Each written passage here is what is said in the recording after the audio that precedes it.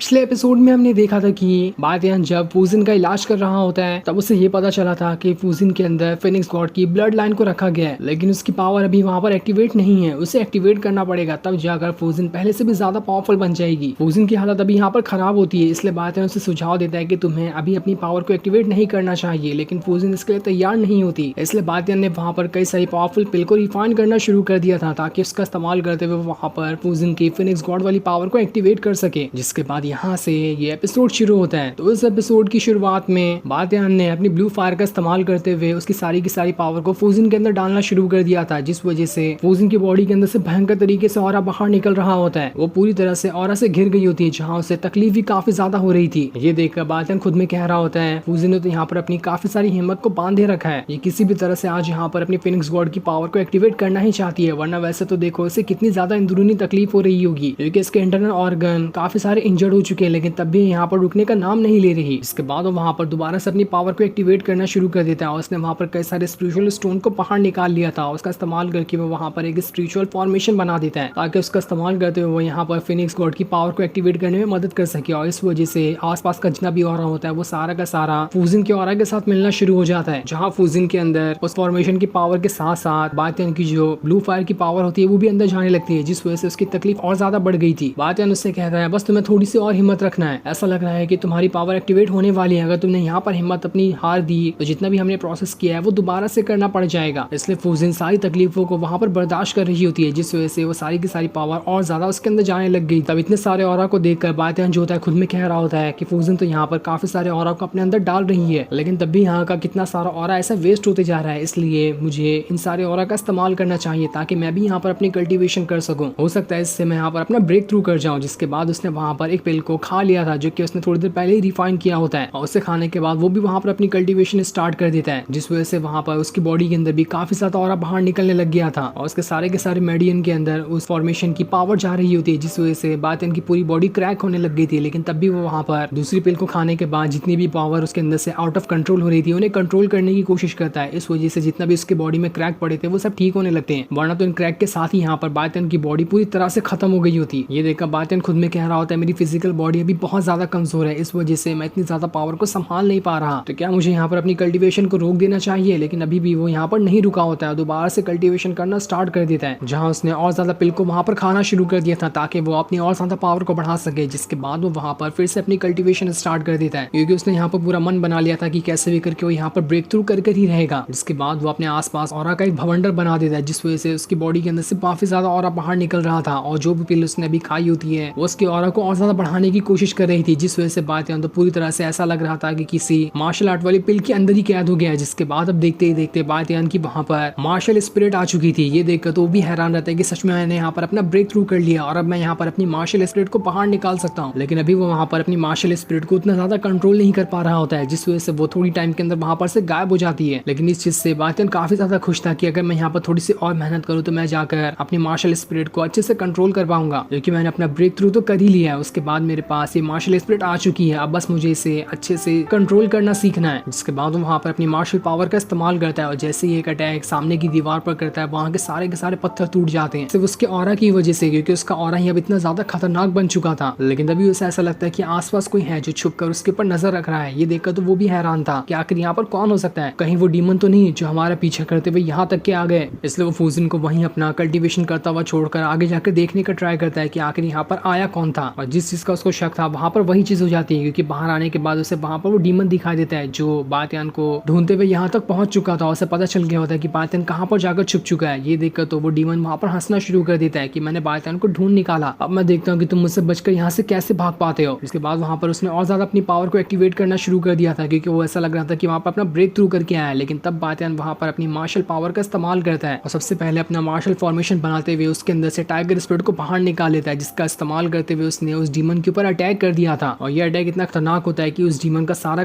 Attack यहाँ पर 1 second के अंदर खत्म हो चुका था। जिसके बाद बातियान ने वहां पर दोबारा से अपनी पावर को एक्टिवेट करना शुरू कर दिया होता है और उसने अब वहां पर अपने डीमन स्लेइंग स्वॉर्ड को बाहर निकाल लिया था। ये देखो जो डीमन होता है बातियान से कह रहा होता है तुम हर बार इसी टेक्निक का इस्तेमाल करते हो, अब मैं तुम्हें दिखाता हूँ कि मैं आखिर यहाँ पर इस टेक्निक को कैसे तोड़ सकता हूँ। जिसके बाद वो बातियान के ऊपर अटैक कर देता है ताकि वहां पर उसकी डीमन स्लेइंग स्वॉर्ड को खत्म कर सके। लेकिन बातियान ने भी अपनी स्वॉर्ड को उस डीमन की तरफ ही भेज दिया था, और जब दोनों आपस में टकराते तो यहाँ पर दोनों चीज आपस में खत्म हो जाती है। ना यहाँ पर स्वॉर्ड बची थी, ना ही उस डीमन का अटैक बचा था। ये देखकर वो डीमन कह रहा होता है कि बातियान ने तो सच में यहाँ पर अपना ब्रेक थ्रू किया है, तभी तो उसकी स्वॉर्ड यहाँ पर मेरे इतने पावरफुल स्नेक को रोक पाई। तब बातियान जो था वहाँ पर अपनी आइस एलिमेंट की पावर का इस्तेमाल करते हुए खतरनाक वाला अटैक सीधा उस डीमन के ऊपर ही कर देता है, जिस वजह से वो डीमन वहाँ पर एकदम ज्यादा ही जम चुका था। और इस चीज का फायदा उठाते हुए बातियान जैसे उस डीमन के पास आकर उसकी जान लेने वाला होता है, वहाँ पर उस डीमन के साथ ही आ जाते हैं। जब बातियान के ऊपर अटैक करना शुरू कर देते हैं, ये देखकर बातियान खुद में कह रहा होता है ये तो बहुत अच्छा हो गया, अब मैं यहाँ पर अपनी नई पावर का इस्तेमाल करके देख सकता हूँ कि मैं यहाँ पर इतने सारे डीमन को खत्म कर पाता भी हूँ या फिर नहीं। अच्छा वो ये लोग यहाँ पर आ गए, मुझे अब यहाँ पर अपनी पावर का इस्तेमाल करने का मौका मिल जाएगा। तो वहीं वो जो डीमन होता है अपने साथियों से कह रहा होता है आज हम इस बातियान को नहीं छोड़ेंगे, चाहे कुछ भी क्यों ना हो जाए, हम यहाँ पर इसकी जान जरूर लेकर रहेंगे। जिसके बाद उन तीनों ने बातियान की तरफ बढ़ते हुए उसके ऊपर अटैक करना स्टार्ट कर दिया था, लेकिन बातियान वहाँ पर अपनी पावर का इस्तेमाल करते हुए सारे के सारे अटैक को वहाँ पर रोक रहा होता है। वो एक को उठाकर फेंकता तो दूसरे लोग वहाँ पर आकर उसके ऊपर अटैक कर रहे होते हैं, जिस वजह से बातियान तीनों तरफ से घिर गया होता है। लेकिन तब भी वो वहाँ पर जरा सा नहीं घबराता और वो वहाँ पर हमें दोनों स्पिरिचुअल बीस्ट को बाहर निकाल लेता है, जिसका इस्तेमाल करते हुए वो उस डीमन के दोनों साथियों की तरफ उन्हें भेज देता है, जिस वजह से उसके दोनों साथी वहाँ से दूर जाकर फेंका जाते हैं। लेकिन तब वहाँ पर डीमन आकर अपने भाले का इस्तेमाल करते हुए बातियान के ऊपर अटैक करके उसे वहाँ से दूर फेंक। ये देखो तो बातियान ने अपने वहाँ पर पंच का इस्तेमाल कर लिया था, अपने पावरफुल फीस टेक्निक का इस्तेमाल करते हुए डीमन के ऊपर अटैक कर देता है। इस अटैक को जैसे ही वो डीमन रोकने की कोशिश करता है वहाँ से बहुत दूर जाकर फेंका जाता है, जहाँ उसकी हालत थोड़ी थोड़ी अब खराब हो चुकी थी। लेकिन वहीं जो उसके दोनों साथी थे उनकी पावर अभी तक के वैसी होती है, इसलिए वो दोबारा से बातियान के ऊपर अटैक करने वाले होते हैं। लेकिन तब बातियान ने वहाँ पर अपनी आइस पावर का इस्तेमाल करते हुए उन सभी को जमाना शुरू कर दिया था, जिसके बाद उनके पास आते हुए उनके ऊपर अटैक किए जा रहा होता है, जिस वजह से वो सारे लोग ठीक तरह से बातियान का अटैक नहीं संभाल पाते। लेकिन जैसे वो एक के ऊपर अटैक करता है, दूसरा जो साथी होता है उसका वहाँ पर आकर बातियान के ऊपर अटैक करना शुरू कर देता है, जिस वजह से बातियान को इन तीनों को एक साथ संभालने में थोड़ी परेशानी हो रही थी। लेकिन तब भी वो आसानी के साथ तीनों को संभाले जा रहा होता है। वो सामने अपने आइस पावर का इस्तेमाल करते हुए एक शील्ड बना लेता है ताकि बाकी लोगों का अटैक उससे वहाँ पर ना लग पाए, और शील्ड की वजह से उसने सारे के सारे अटैक को रोक लिया था। लेकिन तभी वहाँ पर एक स्नेक आकर उस शील्ड को तोड़ते हुए बातियान की तरफ ही बढ़ने लगा, लेकिन बातियान उसे भी वहाँ पर अपनी आइस पावर का इस्तेमाल करते हुए जमा देता है। ये देखकर तीनों के तीनों डीमन अब एक साथ बातियान की तरफ बढ़ने लग गए थे। तब बातियान वहाँ पर जो उसने नया डैगर बनाया था उसे बाहर निकालता है, उसका इस्तेमाल करते हुए उन तीनों के तीनों डैगर को तीनों डीमन की तरफ भेज देता है, जो अब तीनों डीमन का पीछा करना शुरू कर देते हैं। जहाँ जहाँ वो डीमन जा रहे थे वहीं वहीं वो डैगर भी जा रहे होते हैं। तब इस चीज को देखकर उन डीमन के भी गुस्से का ठिकाना नहीं था, वो भी वहाँ पर अपनी और ज्यादा पावर का इस्तेमाल करना शुरू कर देते हैं। लेकिन तभी उन्हें वहाँ पर पहाड़ एकदम हिलते हुए दिखाई देता है। ये देखकर तो बातियान समझ चुका था कि यहाँ पर फूजिन ने अपनी फिनिक्स गॉड की पावर को अच्छी तरह से कल्टीवेट कर ली है, तभी तो यहाँ पर इतना ज्यादा ऑरा बाहर निकलते हुए दिखाई दे रहा है। जिसके बाद अब देखते ही देखते उस पहाड़ के अंदर से फूजिन की फिनिक्स गॉड की जो पावर होती है वो बाहर निकल कर आती है, जहाँ पर उसने अपने फिनिक्स बर्ड को भी समन कर लिया था। ये देखकर तो सारे के सारे लोग एकदम ज्यादा हैरान रह जाते हैं कि यहाँ पर तो फिनिक्स बर्ड आ गई, आखिर किसकी पावर हो सकती है। फिर सीन दिखाते ही ये एपिसोड यहीं पर एंड हो जाता है। Thanks for watching.